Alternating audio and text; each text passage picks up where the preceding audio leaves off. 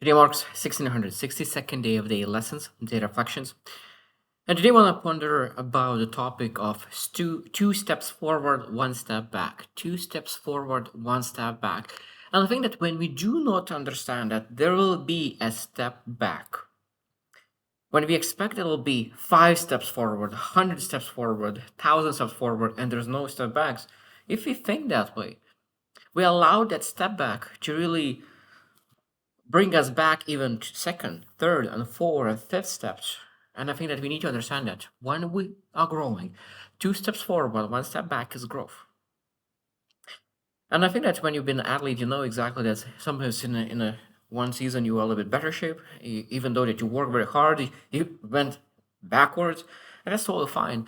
And I think that after that backwards again, you go 2 steps forward, and now you are 3 steps because you didn't allow that step back to control your attitude towards that vision that you have set for yourself. And that's why I always say that every single person is supposed to choose one kind of sport in their life to understand what discipline means. Maybe some for any reason maybe they don't, but in my perspective, that every single person is supposed to do at least some sport in their life for longer period of time to really see how discipline and how things to compound, because now everything what you develop through sports could be translated in anything that you do. Today we'll share like seven things that we can reflect on and ponder on, real about growth, those 2 step forward, 1 step back. So number one is you will place into you will relapse into old habits even after breaking through. And this is interesting because you went 1 step forward, you went second step forward. So now that second step really allowed you to remove into behavior or identity you've never been before, never done before. And you feel great about it. You feel content and joyous and aspired. And then it's just at that breakthrough moment. And then it seems that your head is out of ice, out of water, and then 1 step back, and you're back into the water, back into the ice, and that could be a little bit sometimes devastating when you are the first stages of new identity, because that one step was somewhere, and that second step was that really leaning from where you used to be to through the breakthrough into that new version of you, and that's this exciting moment. But when you now finally really have some kind of pressure that challenges that new way of doing, and you really relapse not 2 steps but just 1 step, and this is kind of cool. It could be a challenge. And I think that being able to really acknowledge that and accept that this is just part of growth, and I need to really challenge my ways of doing just to make sure that the things that they're building are really actually foundational, and the things that and the pressure of the world was not pushing me back more than just 1 step. Because now, when we think about it, if you step one back, like 1 step back, that's totally fine. But for the most important part, not allowing yourself to really step 2 steps back, because that's now you back where you started. Now, unless you made 3 steps forward, 2 step backs, of course, there's could be different ways of growth. But I think that is more important is that allowing yourself to really not be devastated, not bring shame and guilt and everything because now you fall back on awareness and then executing of a new way, I think is extremely important. Number two, your feelings are not proof of your direction. Now, this is extremely important. Um, is that sometimes when you really take action and you took one action and second action, so like 1 step forward and second step forward, and an interesting thing that sometimes the step back will be through emotions. What I mean by that is that when we will set boundaries, leave some toxic environments, so those we took towards growth. You took steps that are actually very beneficial for us. But because we made those steps forward, now emotionally, we can potentially feel that we are moving backwards because we feel uncomfortable, unfamiliar, is we are challenged, we feel uncertain. And that step back might feel that it's step back, but actually is growth. And I think that we're supposed to accept that with a smile, those unfamiliarity, uncomfortableness, that uncertainty, because I'm moving into something that I've never been before. So having an idea that this is how I'm supposed to feel, and this is really the thing when you're really growing and you're really going out of old version of you to new version of you. Your new version of you, you don't know yourself yet. That new version of you, and that will bring a lot of uncertainty, a lot of thoughts, a lot of things. And then I think that when you're going into that with the idea that there will be a lot of uncertainty, there will be a lot of uncomfortable feelings, and knowing that makes it much easier, and it's a beautiful thing. Number three, most people sabotage themselves the moment progress becomes real. It's interesting because people say that want success.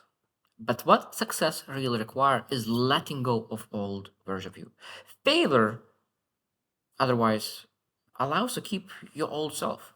Success that really sustains requires you to let your old version go. So new identity needs to be that. So this is who I am, and I will always be this way. This is my foundation.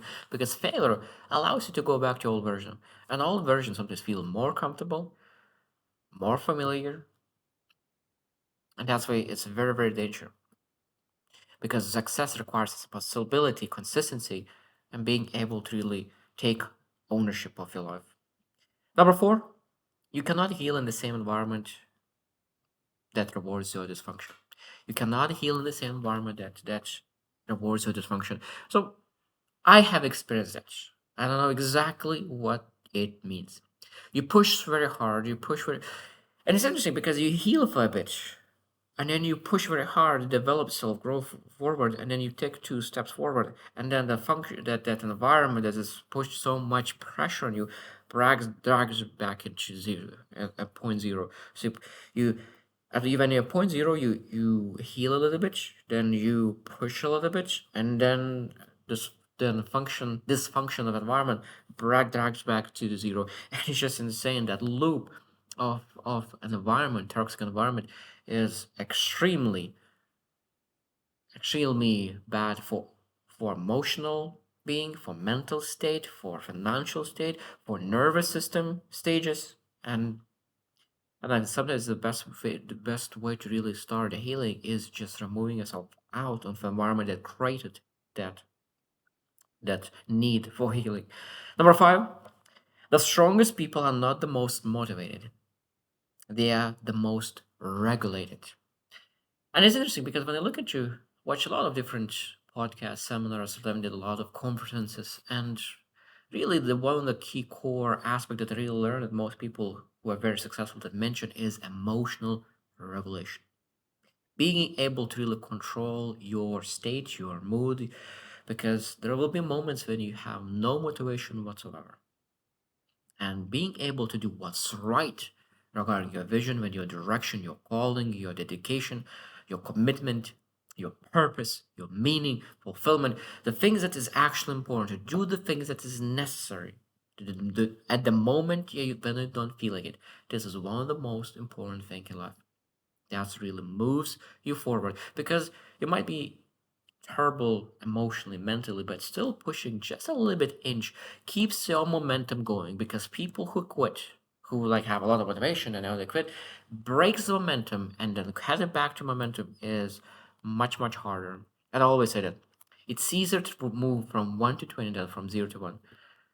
And people who are like motivated, unmotivated, they always move from 0 to 1, from 0 to 1, 0 to 1, and never reaches a 20 because they never allow themselves to really keep themselves in a game long enough to build that momentum. Number six, your ego will fight the exact feedback you most need.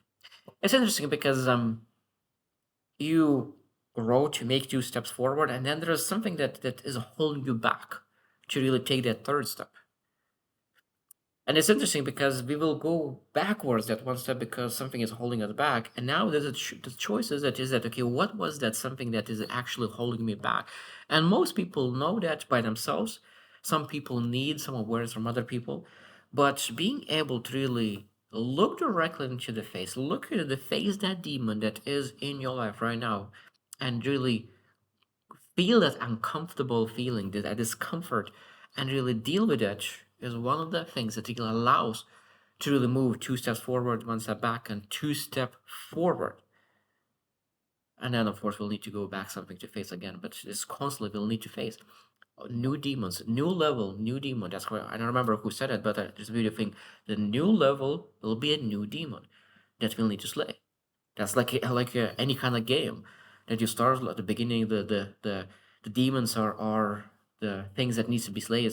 The king of that level is it's getting stronger and stronger and stronger until you go to the final big demon that you need to slay.